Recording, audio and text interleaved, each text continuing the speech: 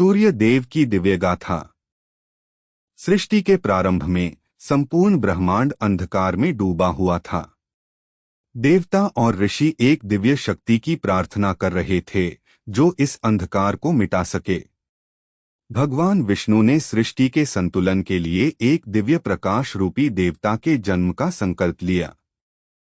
महर्षि कश्यप और उनकी पत्नी अदिति ने घोर तपस्या की, जिससे उन्हें ऐसा पुत्र प्राप्त हो जो पूरे ब्रह्मांड को प्रकाशमान कर सके।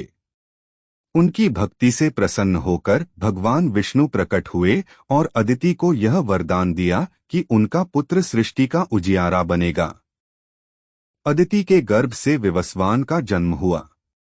उनका शरीर सोने के समान चमकदार था और उनकी दिव्य आभा इतनी प्रखर थी कि देवताओं के लिए उन्हें देखना भी कठिन था।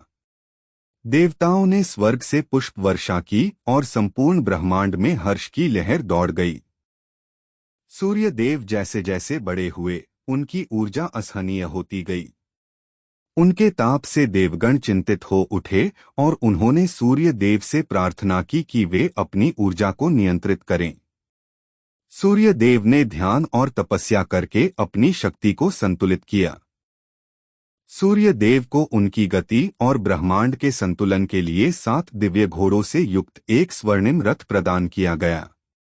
इस रथ पर सवार होकर सूर्य देव ने स्वर्ग से पृथ्वी तक प्रकाश फैलाना प्रारंभ किया। सूर्य देव के प्रकाश ने पृथ्वी को जागृत कर दिया। नदियां चमत्कृत हो उठीं, पेड़ पौधे हरे भरे हो गए और पशु पक्षी उल्लासित होकर गाने लगे।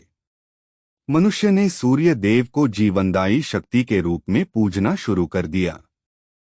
सूर्य देव का विवाह विश्वकर्मा की पुत्री संज्ञा से हुआ। दोनों का मिलन अत्यंत शुभ था, लेकिन समय के साथ संज्ञा सूर्य देव की अत्यधिक ऊर्जा सहन नहीं कर पाईं और उनके ताप से बचने के लिए उपाय खोजने लगीं। संज्ञा सूर्य देव के तेज से बचने के लिए अपनी ही छाया को अपने स्थान पर छोड़कर वन में तपस्या करने चली गईं।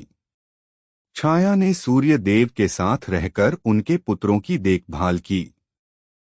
छाया के गर्भ से शनि देव का जन्म हुआ। उनका रूप गहरा नीला था और वे न्याय और कर्म के देवता बने।